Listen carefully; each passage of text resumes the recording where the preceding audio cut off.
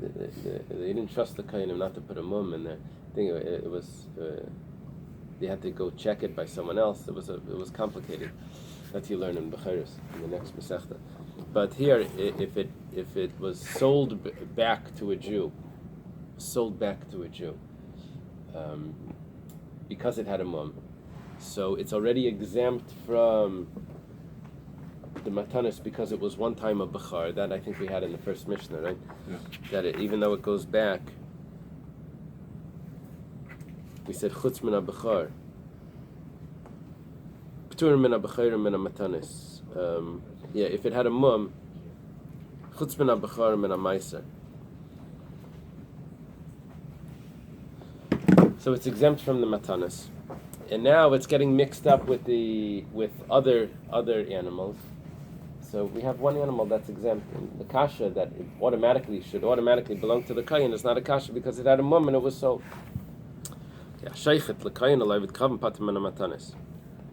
The butcher that shechs for the kayin or for a guy, he doesn't need to give to the kayin the gifts that are inside the animal, the zroya, the front leg, the jaw, and the part of the stomach, the keva. The Gemara asks, it said this in a rather strange way. It says that the one that's shechting doesn't need to give for the kayin and for a guy. Why does it just say that a kayin and a guy are pater? More direct. Say it more direct. Rava, this is Rava's statement where we said that Rabbi Eliezer was going like Rava before. Rava says, we're trying to say that the one that you go to get who's the one that's obligated to give it is the butcher. The butcher is the one that takes it out and gives it to the kohen. You give to the tabach, to the shochet animal, and he need to give matanis. Why you need to give the matanis? It's not his. No? It's a sales tax. He's obligated to do it. It's not his. You give him something shochet, you pay him for that, and that's it. It's nothing to do with them. Right. It's not like you're paying to the government the tax. Well, maybe it is.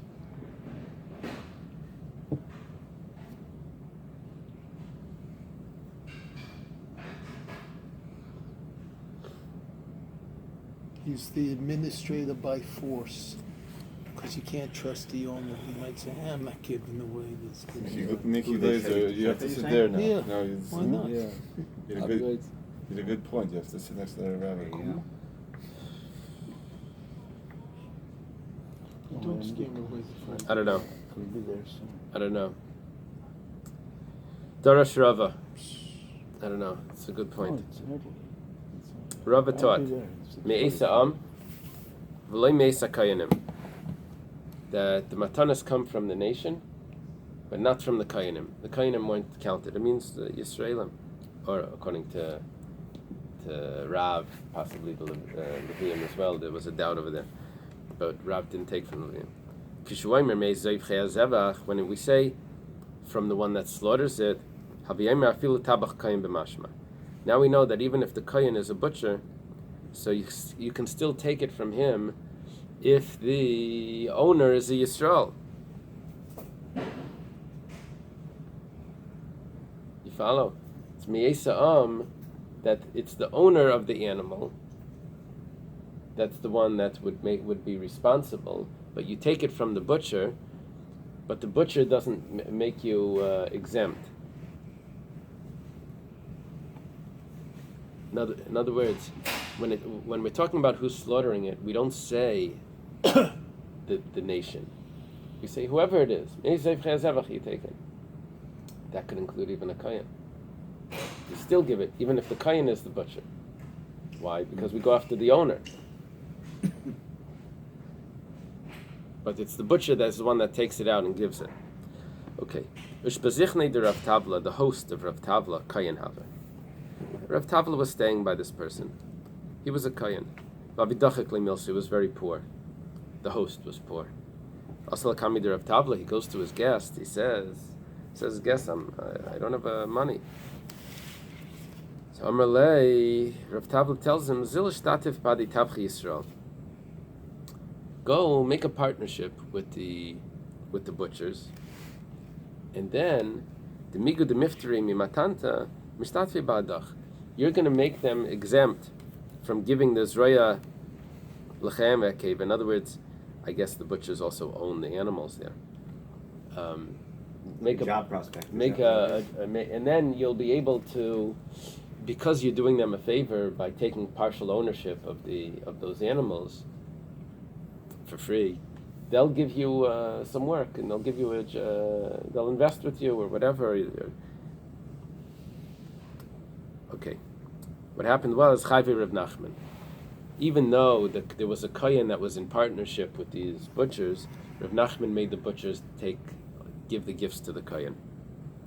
Amar Lei, the butcher said to Rav Nachman, "V'Rav Tavla patron." Rav Tavla said that it's pater. Amar Lei, so he said, "Zilapik, go and take it out. Go and give them to the kohen. V'Eily, if you don't, mafkina lach Rav Tavla miyunach. I'll take Rav Tavla out of your ear." That means that I'll disprove all of Rav Tavla's proofs. Azal Rav Tavla kamid Rav Nachman. Rav Tavla himself comes in front of Rav Nachman. Amar Lei, he says, "My time avid marhachi. Why are you saying this?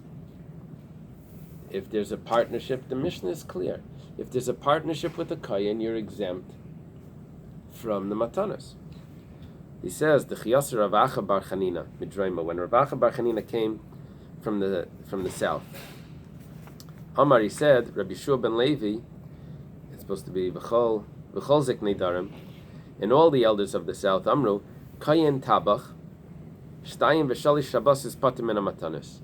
If you have a kohen that's a butcher, so for the first 3 weeks, he is exempt. First 2-3 weeks he's exempt. Why? Because we look at him as if he's just an animal owner. And if he's an animal owner, the kohen owns the animals, he's exempt. But once he becomes the butcher, then he's not the animal owner anymore. We view him as this is just a job that he has to slaughter other people's animals. And so then he's going to be chayiv. Mikan ve'ela chayiv matanis. So that's why Rav Nachman says that yes, there's a partnership here. You've joined them, but because he's a butcher, because you've made a partnership with the butcher, you have to give the matanas. Amar Lei, he says to him, at least exempt him for the first 3 weeks. Rav Acha bar Chanina said the first 3 weeks he's considered like a private individual. Amar Lei hani mili d'leikava mesachta, aval hacha kava mesachta. That would only be if there was no store. But because here he's a store, then it starts immediately. And if you have a store, then you have to give the matanas. There was a little bit of a vagueness here of what type of partnership he was making. Was it a partnership in the business, or a partnership in the ownership of the animals? It was a little bit unclear. Okay. Amar Rav Chizda. Rav Chizda says, "Hai kanad le'mafresh matanta lehevi b'shamta delikei Yisrael." Rav Chizda, by the way, is a kohen. He says that any person that doesn't give the kohen the gifts is excommunicated from the God of Israel. Amar Rabba bar Shila, hani tabchi dehutzel, kaime b'shamta de Rav Chizda ha'esrim v'tartin shnin. Rabba bar Shila says that those butchers of Hutzel was a city. They've been in Cherem from Rav Chizda already for 22 years. Why is he trying to say that? What does he want to bring out with that?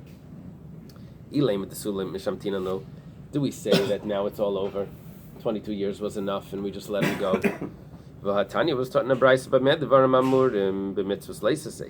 When do we say that we don't make a cherem after a certain amount of time? That's only by a negative command when the person is violating it.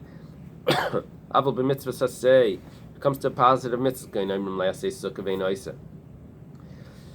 Say, make a sukkah, and he doesn't do it. Lulav, you tell him, make a lulav. He doesn't do it. I say tzitzis, make tzitzis. They hit him until his soul goes out. That means for a positive command, we never give up. You always keep, this is the source for Mivtzayim, that the question is if this is on the Bezdin or if this is on individuals. And the Nesivos and Siman Gimel says that this is not only Bezdin, it's even on individuals. Now, the Makanai Seichetet, now we don't do Makanai Seichetet in Nafshe, but this is a proof that there's an obligation on individuals to make sure that everyone has a sukkah and a lulav and all of that. This is the source.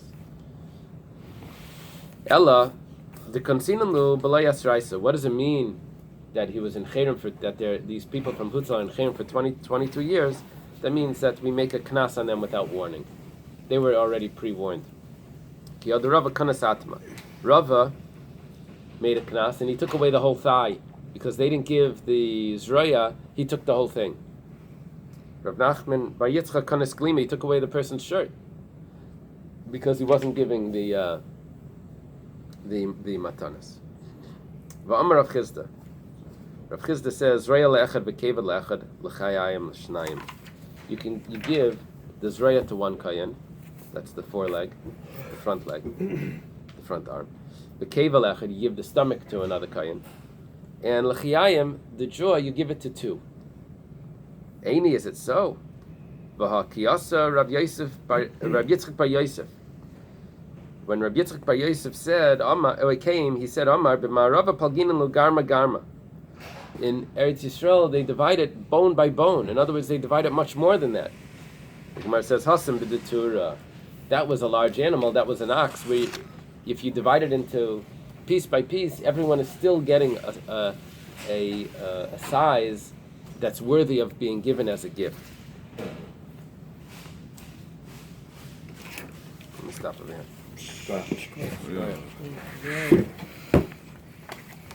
Yeah.